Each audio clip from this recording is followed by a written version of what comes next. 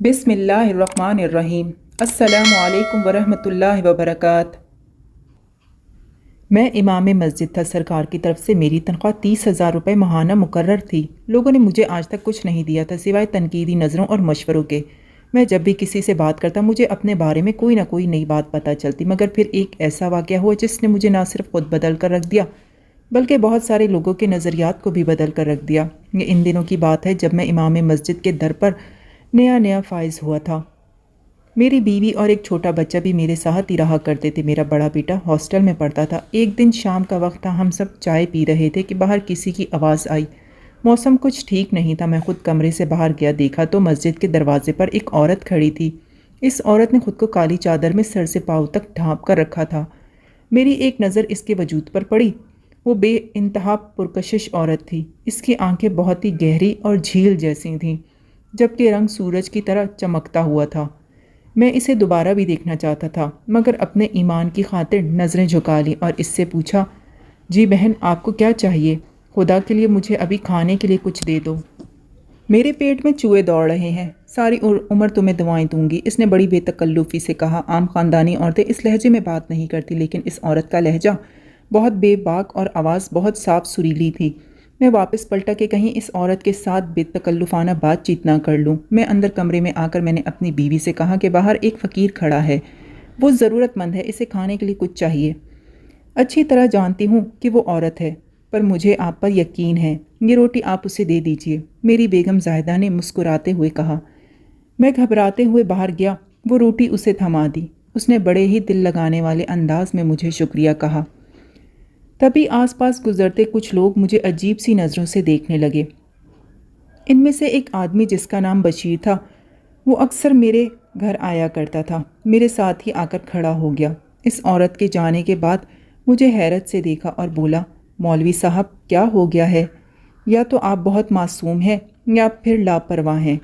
क्यों भाई, मैंने एक फ़कीर की मदद करके क्या लापरवाही कर दी? मैं आपको क्या बताऊं? आपने जिसकी मदद की है वो कोई बेकारन नहीं, बल्कि इस मोहल्ले की बदनाम ज़मानत तवाइफ है।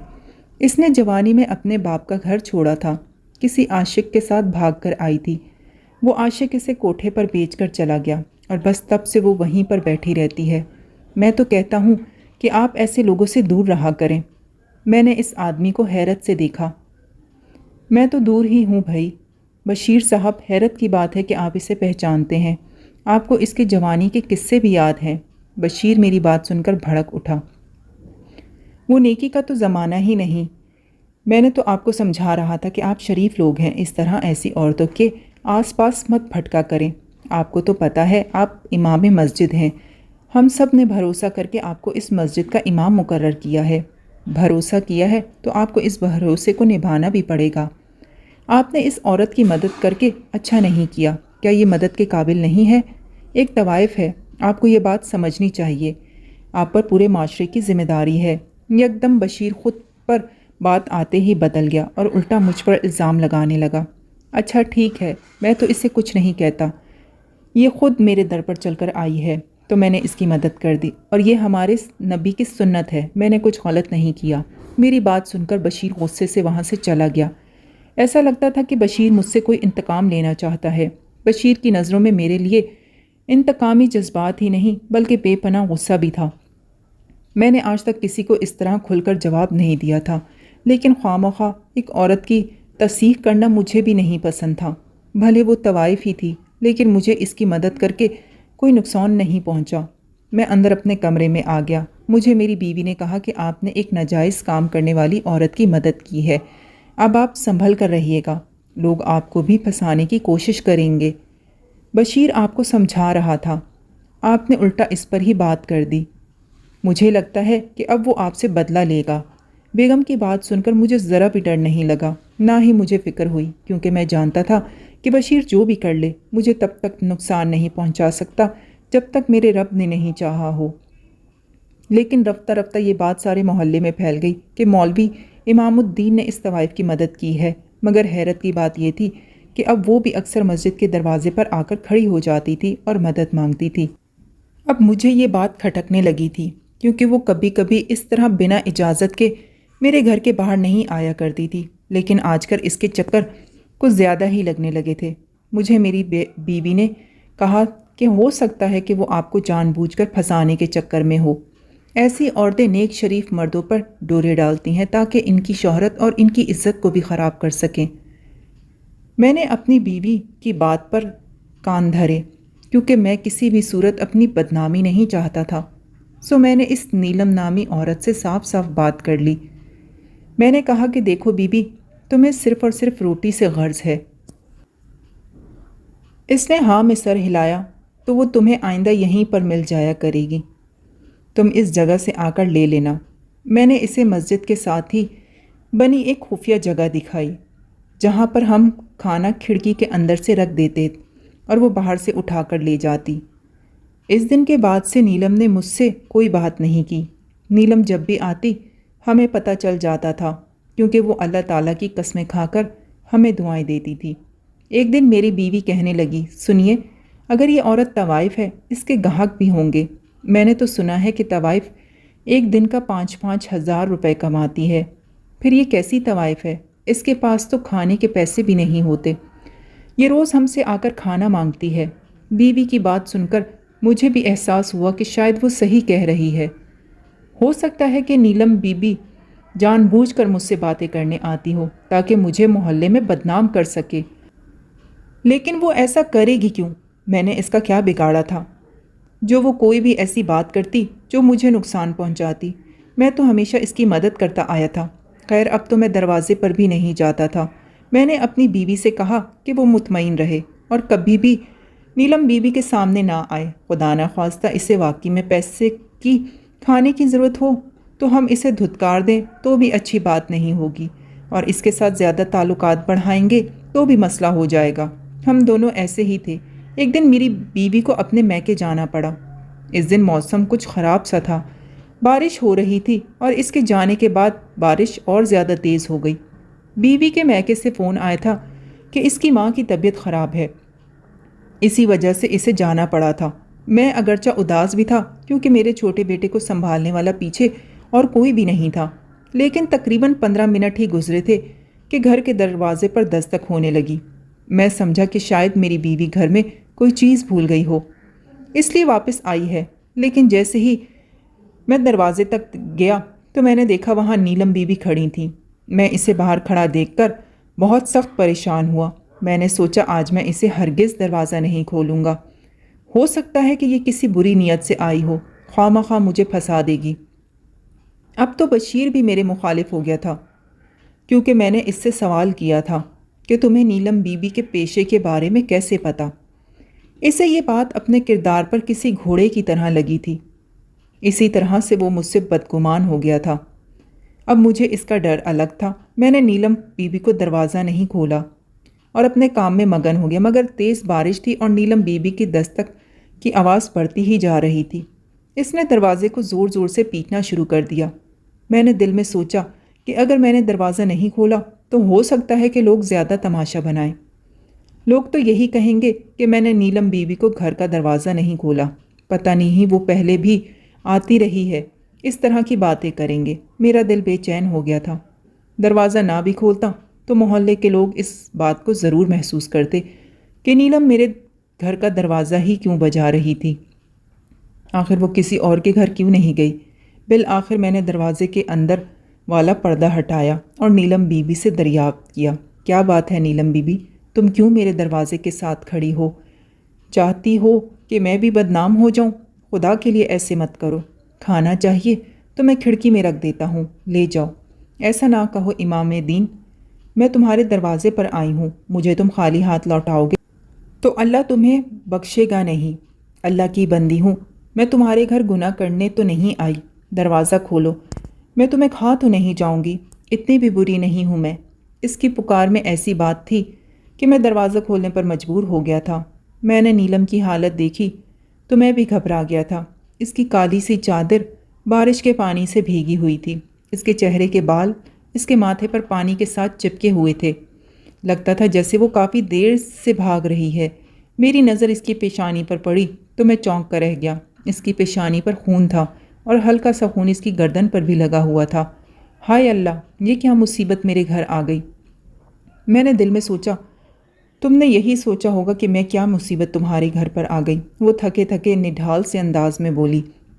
تو مجھے اس پر بے انتہا ترس آیا۔ دیکھو نیلم بی بی، میں ایک شریف آدمی ہوں اور آج تو میری بیوی بھی گھر پر نہیں ہے، وہ اپنے میکے گئی ہوئی ہے۔ تم خدا کے واسطے کہیں اور چلی جاؤ۔ میں سمجھتا ہوں کہ تمہیں میری مدد کی ضرورت ہے۔ تم کہو گی تو میں تمہیں کسی اور کے گھر چھوڑ آتا ہوں، لیکن تم میرے گھر سے چلی جاؤ، خواہ مخواہ کیوں میری عزت کی دشمن بنی ہوئی ہو۔ میری بات سن کر نیلم ہلکی سی مسکرا دی اور کہنے لگی، آج اللہ کے گھر میں بھی مجھے جگہ نہیں ملے گی کیا؟ تم اپنے حجرے میں مت ٹھہرانا، مجھے باہر مسجد میں بیٹھنے دو۔ باہر کی دنیا درندوں کی ہے، بھیڑیے اور گدھ بیٹھے ہوئے ہیں یہاں پر مجھے نوچنے کے لیے۔ میں اللہ کے گھر میں بیٹھوں گی تو کوئی مجھے پوچھنے تو نہیں آئے گا نا۔ خدا کے لیے یہ ناٹک تم مت کرو۔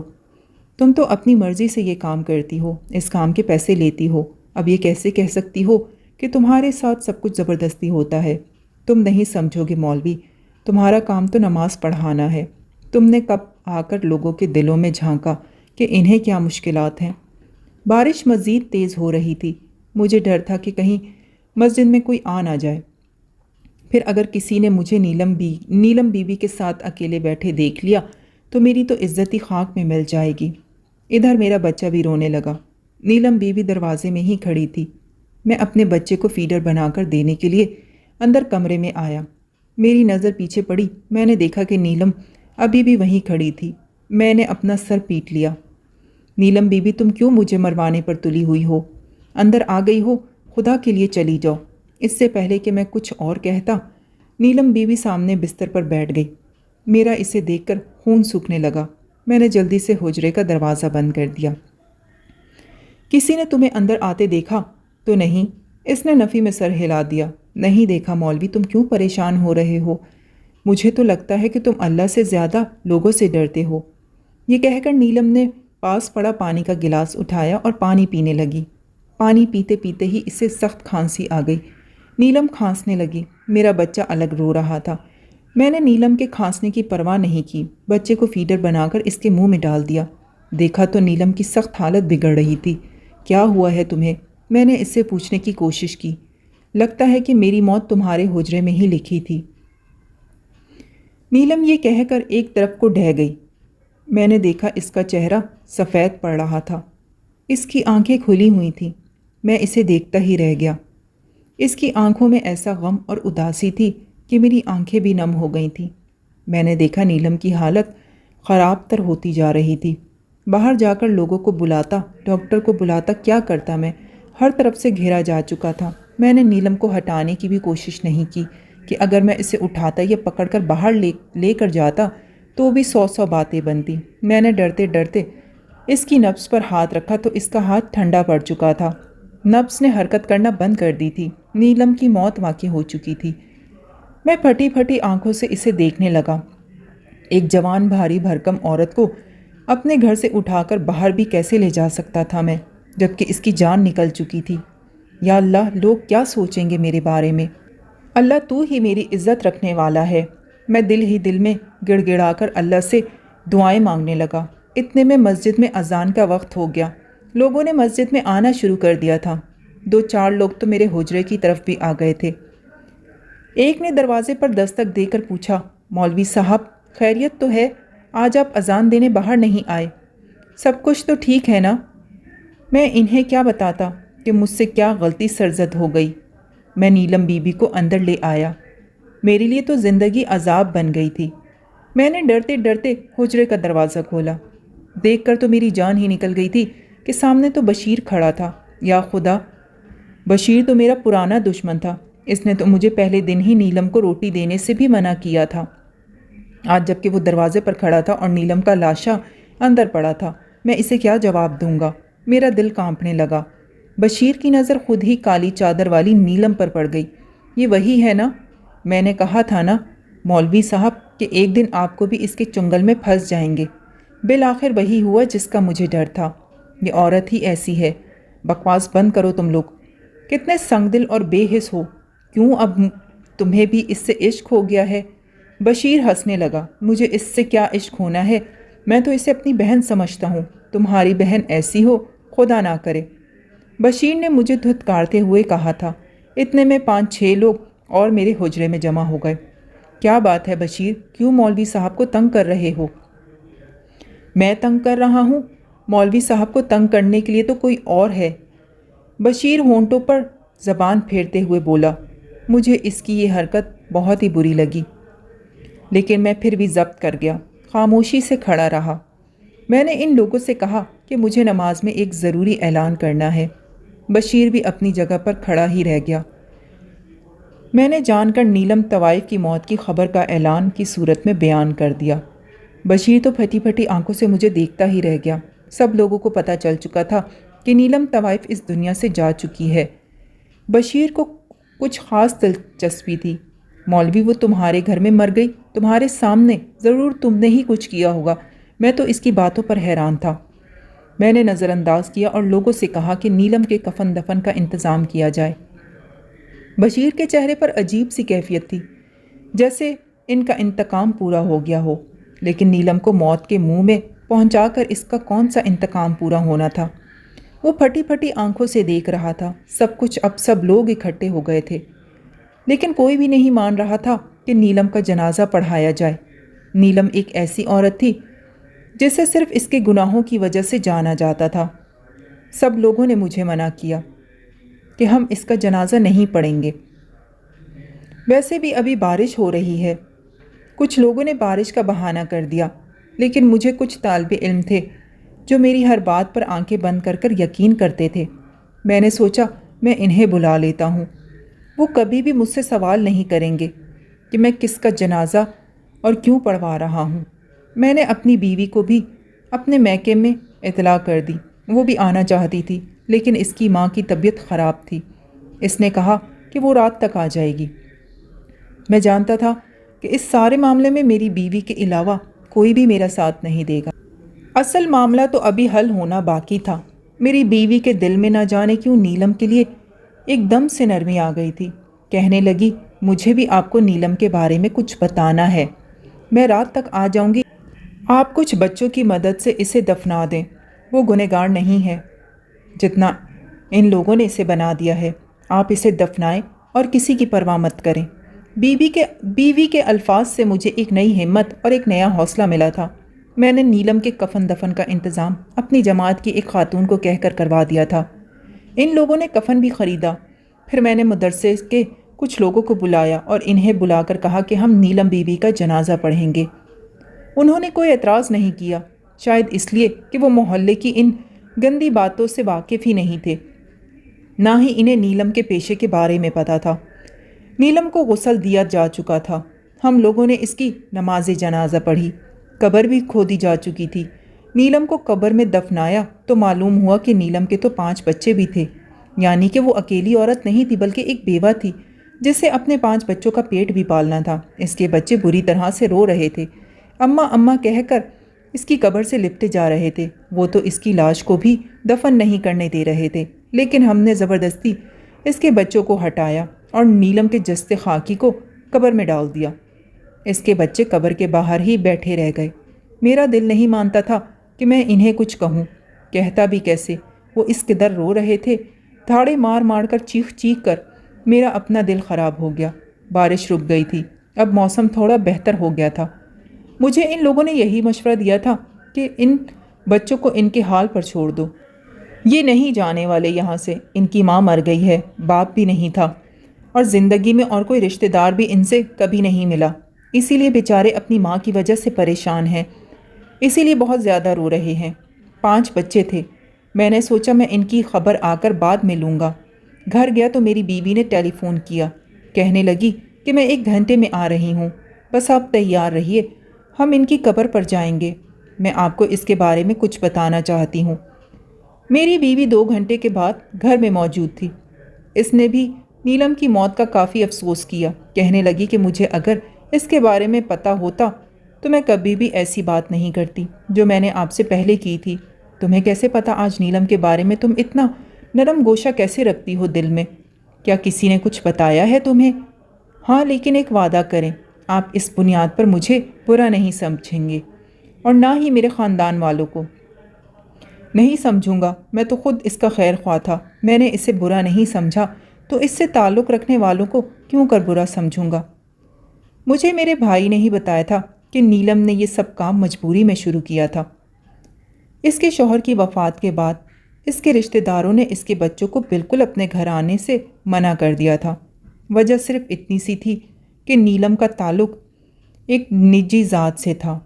شوہر کے رشتہ داروں کو ساری زندگی اس بات کا سوگ رہا کہ وہ ہمارے خاندان کی نہیں ہے، بس اسی وجہ سے وہ اسے حقیر سمجھتے رہے۔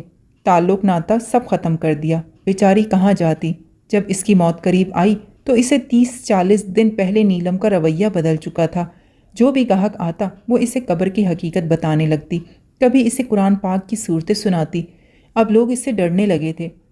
سبھی کو لگتا تھا کہ نیلم کوئی اور چیز ہے، جو بلاتے تو دعوتیں گناہ دیکھ کر ہیں، لیکن جب اس کے پاس جاتے ہیں تو وہ قرآن پاک کی صورتیں پڑھنا شروع کر دیتی ہے۔ یہ بڑا عجیب معاملہ تھا۔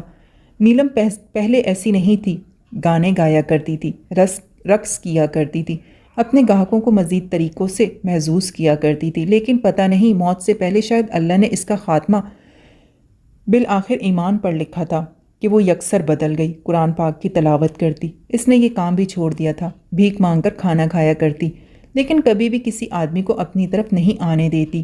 اس نے اپنے سارے گناہوں والے کام ختم کر دیے تھے، اور مجھے لگتا ہے کہ اللہ نے اسی وجہ سے اسے اتنی مبارک موت دی ہے کہ وہ ایک مسجد کے احاطے میں فوت ہوئی ہے۔ اس نے اپنی جان اللہ کے گھر میں دی ہے۔ میں یہ سن کر بڑا متاثر ہوا۔ مجھے نیلم کے بچوں کی یاد آئی۔ میں اور میری بیگم دونوں قبرستان کی طرف چل پڑے۔ رات کا وقت تھا، تقریباً 2-3 بج چکے تھے۔ ہم لوگ نیلم کی باتیں کرتے کرتے اس کے بچوں کو بھول ہی گئے تھے۔ ہم قبرستان میں پہنچے تو فجر کی اذان ہو رہی تھی، اور پھر جو ہم نے دیکھا وہ بڑا ہی عجیب تھا۔ میں نے دیکھا نیلم کے بچے قبر پر ایسے سو رہے تھے جیسے نرم بستر پر سو رہے ہوں۔ ان کے آس پاس بہت سارے کیڑے مکوڑے بھی تھے، مگر مجال ہے جو ایک بھی کیڑا نیلم کے بچوں کی طرف آیا ہو۔ کیڑے مکوڑے سب ایک فاصلے پر تھے۔ نیلم کے بچوں پر ایسا سکون طاری تھا کہ مجھے بھی یقین ہو گیا کہ بھلے نیلم کی زندگی بدکاریوں میں گزری، گناہوں میں گزری، لیکن اللہ نے جاتے جاتے نیلم پر اپنی خاص رحمت کا سایہ کر دیا تھا۔ اس لیے اب میں اس کے بچوں کو اپنے گھر لے آیا ہوں۔ محلے والے بھلے 1000 باتیں کریں، لیکن میں ان بچوں کی ذمہ داری لینا چاہتا ہوں۔ اس بارے میں آپ کا کیا خیال ہے؟ مجھے اپنی رائے سے ضرور آگاہ کیجیے گا۔